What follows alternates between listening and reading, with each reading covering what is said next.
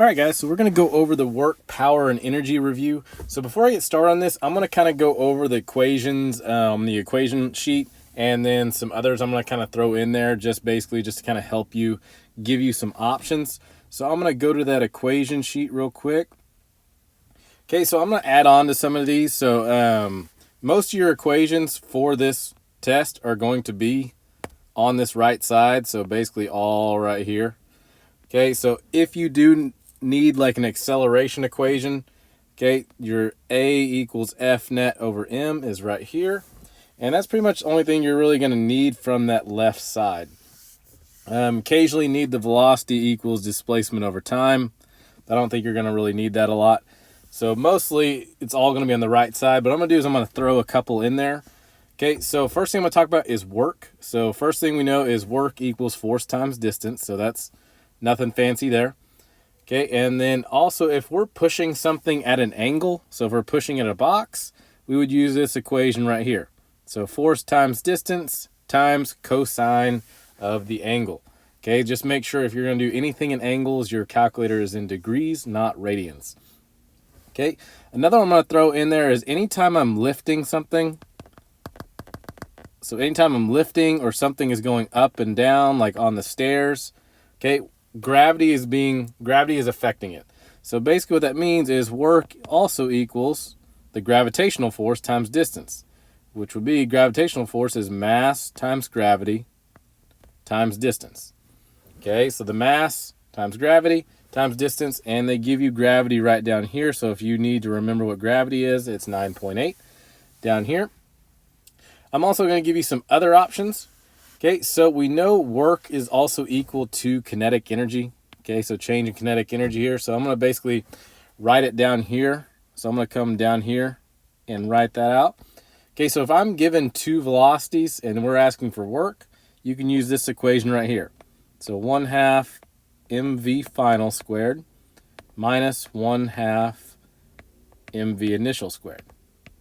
Okay, it's always going to be final minus initial. And don't forget that squared. Okay, so that's basically what change in kinetic energy means. Okay, so if we give you two velocities, there's an option for you right there. Okay, and then we also have work energy theorem. Okay, so that's when we actually set basically work force times distance. So work equals force times distance equal to the change in kinetic energy.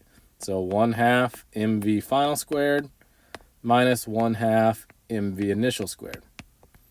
Okay, so what I'm basically doing is I'm just giving you more options, because a lot of the ways I do my problems is I label things out, and then I basically determine which equation I'm going to use based off what I'm given and what equation I can use. Okay, so I'm just giving you some options so that you can write these down. Okay, so, and also I'm going to label this. This is the work energy theorem. So if you need to know that. So basically we set work equal to our changing energy. Okay, then we move on to power. Okay, so power right here is going to be work divided by time. So if you want to know that, if you can't remember the units for power, power is going to be watts. Okay, work is going to be joules. Okay, so if you need to remember units, there you go. So power equals work divided by time, or power equals force times velocity. Okay, if I were to give you force and distance and then over time, so power equals force times distance over time. All I'm doing is I'm plugging F times D in for W. Okay, so that's just something to kind of help you out there.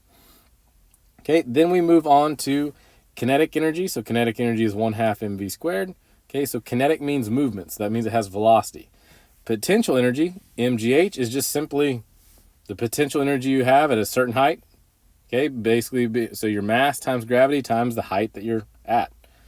Okay, so the thing I want to kind of talk about here is mechanical energy. Mechanical energy is the total energy in a system, and that equals PE plus KE. Okay, so that equals potential energy plus kinetic energy. So your total mechanical energy is going to be the same all the way throughout the system.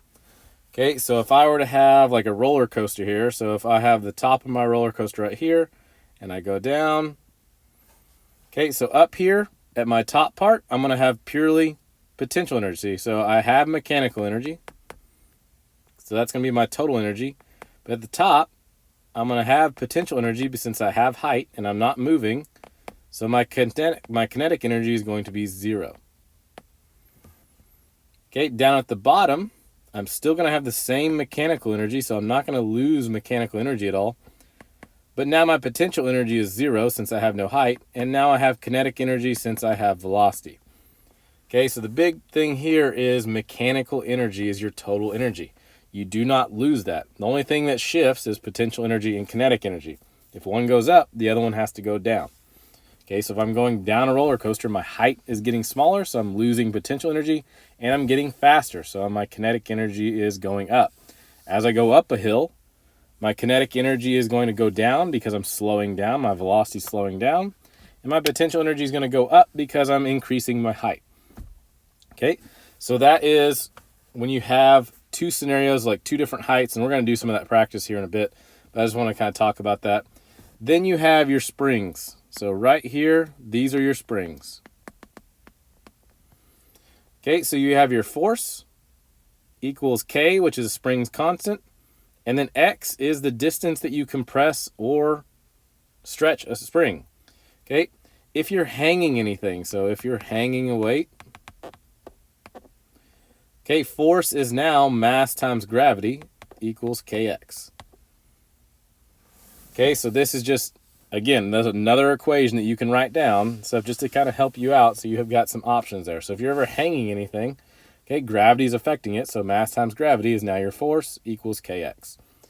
Then you have potential energy of a spring is 1/2 K, which is the spring constant, times however far you stretched or compressed the spring, so that's X squared. Okay, so that was just kind of a rough talk about the equations there. I know also one thing you'll need to for this test is 1 horsepower equals 746 watts. You will need that. If you need to convert velocities at all, so if you need to go from kilometers per hour to meters per second, make sure you just divide by 3.6. Okay. Also, if you need to know this, so if we give you something like in centimeters, okay, 1 meter equals 100 centimeters. Okay, if I give you something in grams, we would need to convert to kilograms. So 1 kilogram equals 1,000 grams. Okay, I think I covered everything there. So these are just some things for you to add on to your kind of cheat sheet. Okay, so now we're actually going to just get started. Okay, this review shouldn't take too long now that I've kind of talked about what we're going through. So we're going to kind of go through this together. Okay, so a person lifts a 2.5 kilogram knapsack. Okay, so I have a mass up 0.55 meters. I have a distance or height. How much work is being done? So I'm looking for work. Okay, and I'm going up and down. Okay, so I'm going up and down, which means gravity is present. Okay, so this is where we get to use that work equals mass times gravity times distance. Okay, so this is just the equation. So this is exactly from the equations I just had y'all write down. Okay, so my mass is going to be 2.5. Gravity is 9.8. And distance is 0.55 meters. Okay, so all I got to do is multiply all those out. And I'm going to get 13.5 joules. And that's it. Okay, number 2, list 2 scenarios where a force is applied to an object but no work is done. Okay, first thing is in order to achieve work, you have to cover a distance. So if my object is not moving, so object does not move, I'm not actually technically doing any work. So this is an example of this would be like me pushing a wall. Yes, I'm exerting energy, but I'm not technically doing any work since I'm applying a force, but my wall's not going anywhere. My distance is 0. So I'm not actually technically doing any work. Okay, number 2 is circular motion. Okay, so reason why is your force and distance are perpendicular. Okay, that little upside down T means perpendicular. And what I mean by that is when you draw out a circle So I'm going to draw out a circle. Here's the center. Okay, if I have something attached to the center, my force is always pointing towards the center because that's your centripetal force. And then the distance being covered is always tangent to the circle. Okay, so if force and distance aren't even in the same plane, that doesn't mean I can't put them in the same equation because they're going in different directions. Okay, so there's your two options on how you can apply a force but no work is actually being done. Okay, number 3, a gardener pushes a box of tools across a driveway applying a 30 Newton force that pushes it downward at an angle of 20 degrees to the horizontal. How much work is done in the box if the box moves 2 meters horizontally? Okay, so first thing I'm going to do is I'm just going to draw this out for you so you can see it. Okay, so I have my box and I'm applying a downward force to the horizontal with an angle of 20 degrees. So my angle is 20 degrees and my force is 30 newtons. Okay, so in order to do work equals force times distance, I need to know what my actual horizontal force is. Since my box is going this way, that 30 does me no good. Okay, because my 30 is going kind of slanted, so that's not the same thing as going horizontal. So I need to find how much of that is my horizontal. So this is where we get to use that cosine. So if I want to find my horizontal force, I'm just going to call it Fx. All I got to take is my hypotenuse, which is 30, times cosine of 20. This is the same every single time. You're just going to keep using cosine. Nothing changes there. You're just changing out numbers. And again, make sure your calculator is in degree mode. So once I put that in a calculator, I'm going to get 28.2 newtons. So now I know my horizontal force. So now I can do work equals force times distance. So force, which is 28.2, times my distance, which is 2 meters, and you're going to get 56.4 joules. Okay. Number 4, how much work is being done on a 300 kilogram bobsled? Okay, so I have a mass, and then I'm speeding up for 30 kilometers an hour to 125 kilometers an hour. So remember, if you want to convert, just divide by 3.6. So if you want to go to meters per second, just divide by 3.6. So if I divided 30 by 3.6, I'm going to get 8.3 meters per second. And then my 125 divided by 3.6 gives me 34.7 meters per second. Okay, and this is going to be my V initial, and this is my V final since I'm speeding up to that. Okay, so I am looking for work. I have mass, and I have 2 velocities. So this is one of those equations I gave you. Okay, so I have work equals 1/2 mv final squared minus 1/2 mv initial squared. Okay, so I'm just going to plug in what I know. So work equals 1/2 my mass, which is 300, times V final squared, so 34.7 squared, minus 1/2 300 times my V initial squared, so 8.3 squared. Okay, type that in the calculator and you're going to get a pretty big number. That's okay because you're moving a 300 kilogram bobsled, okay, to a very, very high speed. Okay, so the work that's going to be done equals 170,280 joules.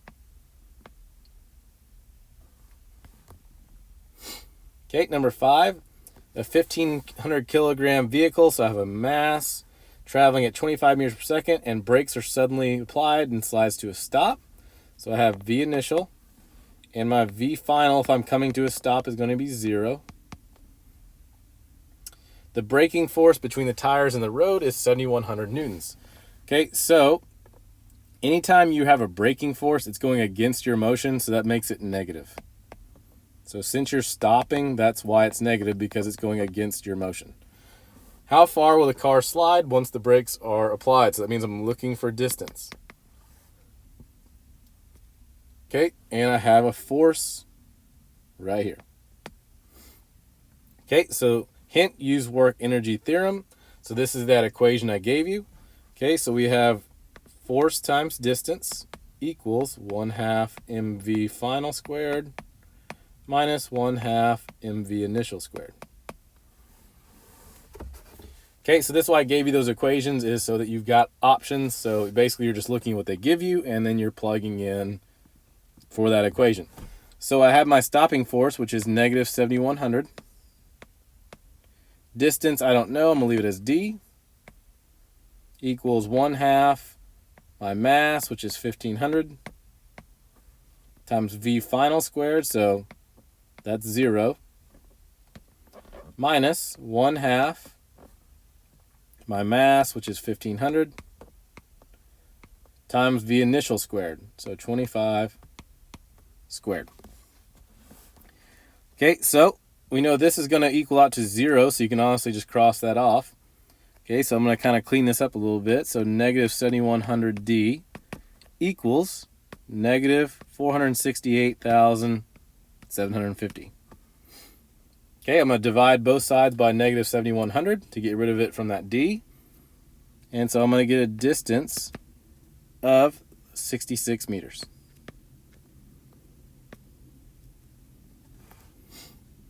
Okay, so there's a lot of options on this page on how you can get work, solve for work.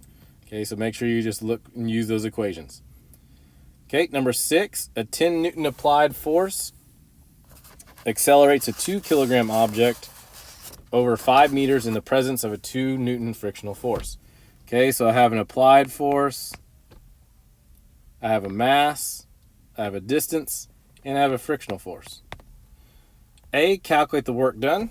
Okay, so I'm looking for work, and I know work equals force times distance. I have force, I have distance. Okay, so work equals force times distance. So my applied force is my force, because even though I have frictional force, it's not changing the fact that I'm applying a force of 10 newtons. So my force is going to be 10 newtons. And my distance is 5 meters. So 10 times 5, and that gives me 50 joules. Okay, calculate the acceleration.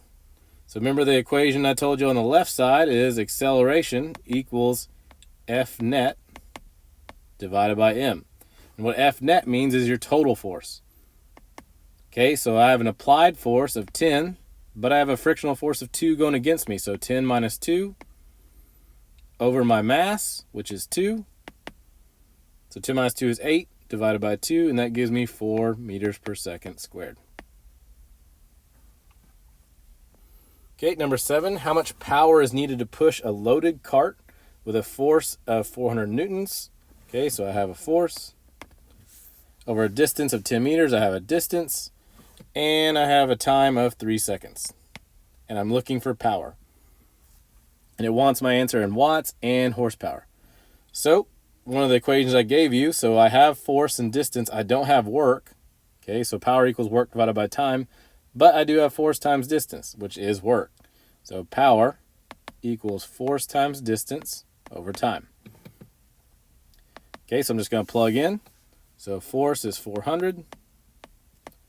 Distance is 10. Divided by my time, which is 3.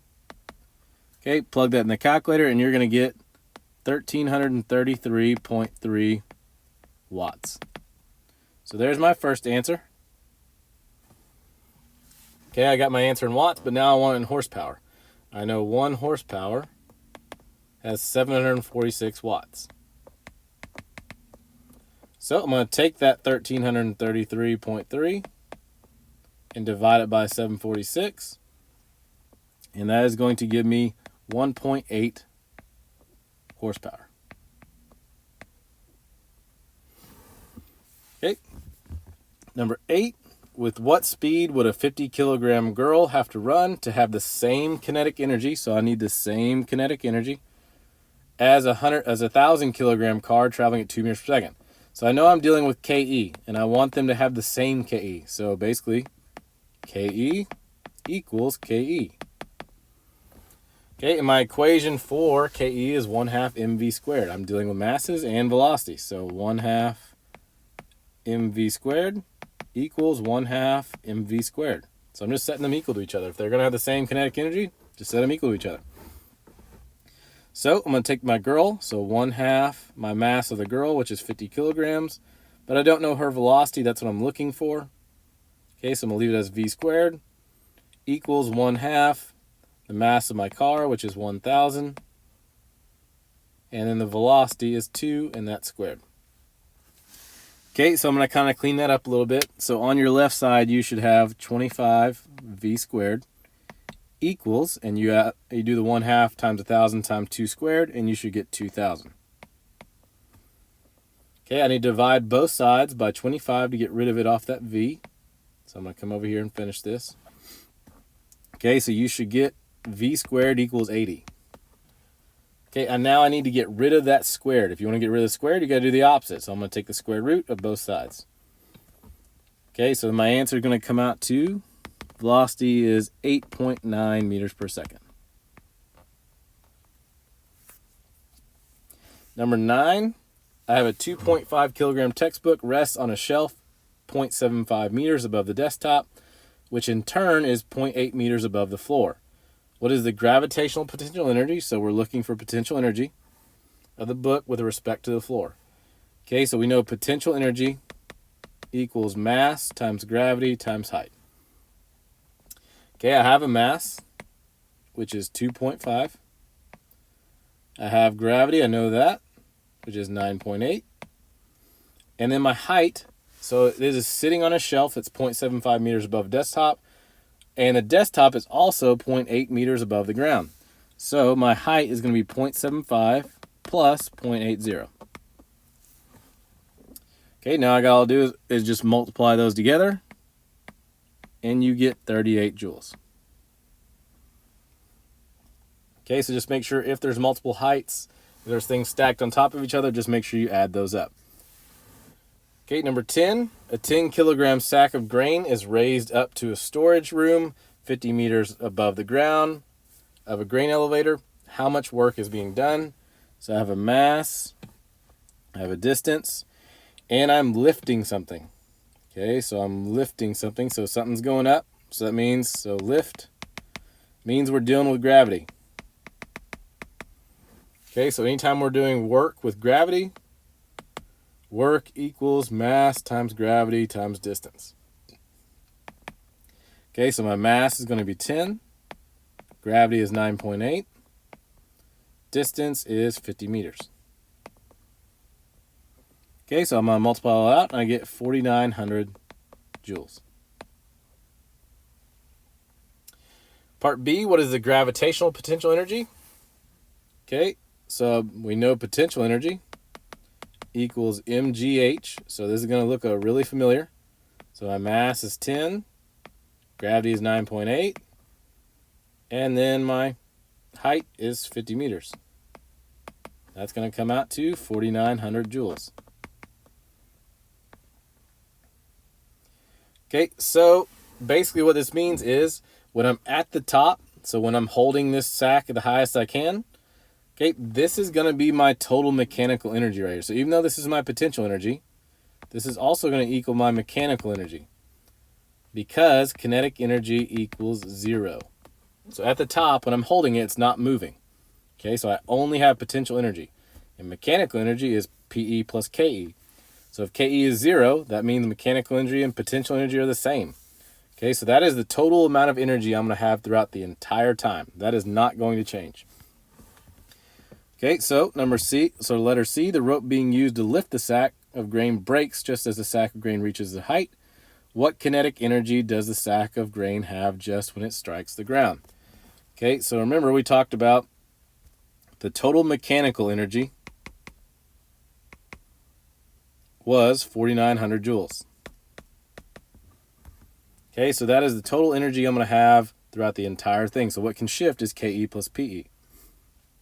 Okay, so we know ME equals KE plus PE. Okay, so if I had my total energy at the top was 4,900 joules and I know my mechanical energy is going to stay the same throughout, when I'm at the bottom, mechanical energy is going to equal kinetic energy because potential energy is now gone because I now I don't have a height now. So when I'm hitting the ground, I've lost my height, and therefore I'm purely kinetic energy. So my kinetic energy at the bottom is going to be 4,900 joules as well. So remember, we don't lose energy. What can shift is potential energy and kinetic energy. Your mechanical energy or your total energy does not change. Okay, so I guarantee that'll probably be a conceptual question on the test. So mechanical energy does not change. Potential energy and kinetic energy can, but the total energy cannot. Okay, part D, what is the velocity of the sack of grain as it hits the ground? So I know KE equals 1/2 mv squared. I know my KE is 4,900 equals 1/2 my mass, which is 10 kilograms, and v squared. I'm going to leave that as v since I don't know it. So I'm going to clean this up. So I'm going to get 980 equals v squared. So if I need to get rid of that squared, I'm going to square root both sides, and you should get a velocity of 31.3 meters per second. Okay, number 11. An egg falls from a nest at a height of 3 meters. When it hits the ground, what is the impact velocity? Okay, so this is probably the one that gets a lot of people is we only have one thing. We have a height or a distance. Okay, and a lot of kids are wondering, how the heck can I find anything if I only have one number? Okay, so this is pretty much going to be, I'm going to show you how to do this, and this is going to be basically the same every time. Okay, so I have my nest up here. So this is my little tree. My nest is right here. And here's the egg. So up at the top, we have mechanical energy. So that's your total energy. At the top, I am not moving. Okay, so that means I have potential energy and 0 kinetic energy. Okay, because I'm not moving. And then when the egg hits the bottom, so it's going to fall. When it hits the bottom, you're going to have the same mechanical energy. But now my potential energy is 0. And at the bottom, I have purely kinetic energy. Okay, so kind of bear with me through this. I'm going to kind of explain on what we need to do. So anytime you have only one value, you're going to do the same thing every time. So I'm going to kind of explain this. You have mechanical energy before it falls, and then you have the same mechanical energy when it hits the ground. And we know mechanical energy equals PE plus KE, so potential energy plus kinetic energy equals PE plus KE. Okay, so my potential energy at the top of the nest is going to be mass times gravity times height. And when I'm in the nest, I have 0 kinetic energy, so kinetic energy is now 0. My potential energy at the bottom when I hit the ground is now 0 because I don't have a height. And my kinetic energy is 1/2 mv squared. So now I can set these equal to each other. So mgh equals 1/2 mv squared. Since I have mass on both sides, I can cancel them out. So that means I don't need mass for this problem. So basically this comes out to be is gravity times height equals 1/2 v squared. Okay, so this is going to be the same thing every time. So my gravity, I'm going to do this over here, is 9.8. Height is 3 meters. Equals 1/2 v squared. I don't know v, so I'm going to leave that as v. Okay, so I'm going to clean this up a little bit. So 58.8 equals v squared. So I need to square root both sides. So that means the velocity of the egg when it hits the ground is 7.7 meters per second. Okay, 12. If a child has more gravitational potential energy at the top of a slide than kinetic energy at the bottom of the slide, what caused the difference in energy and what forms of energy was it given off? Okay, so if I have a mechanical energy at the top of the slide, that's a horrible E. If I have mechanical energy, not much better, at the top, I should have the same mechanical energy at the bottom. But in real life, you have things like friction. So if I have this energy at the top of the slide, if there was no friction, this kid would launch off that slide Okay, so we need friction to actually slow us down before we get to the bottom. Otherwise, if it's a really tall slide, you better hold on because it's going to feel good. Okay, so at the top of the slide, I had a lot of energy, and at the bottom, I lost energy. The reason why is we lost energy due to friction.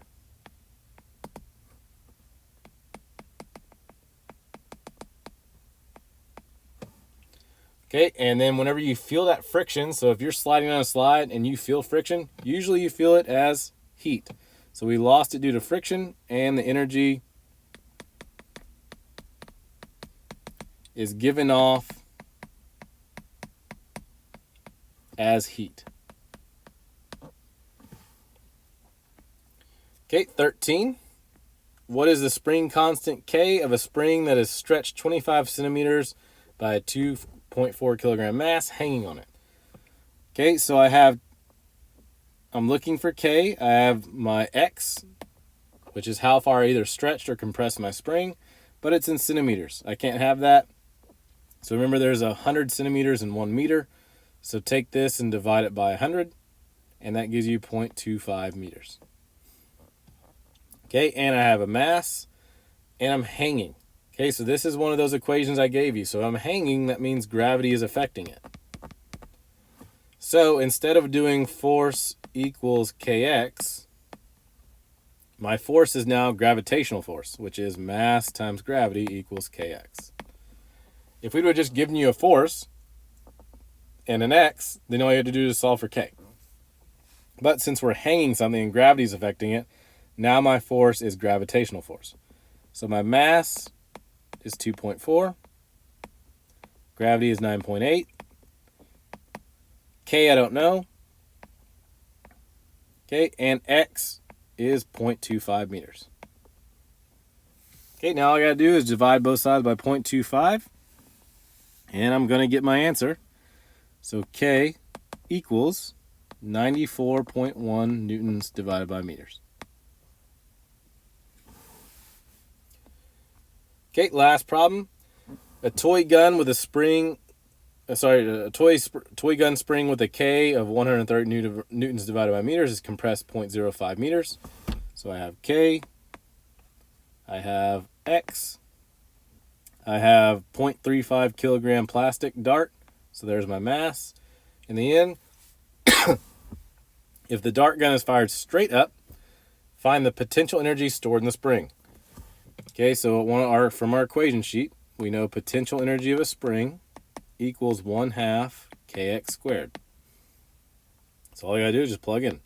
So 1/2, k is 130, x is 0.05, it's in meters, so I don't have to do anything, and that's squared. Okay, put that in the calculator, and I'm gonna get 0.16 joules. Okay, so when I have my spring compressed, so this is just kind of an extra. Okay, regardless, we're going to have mechanical energy every single time.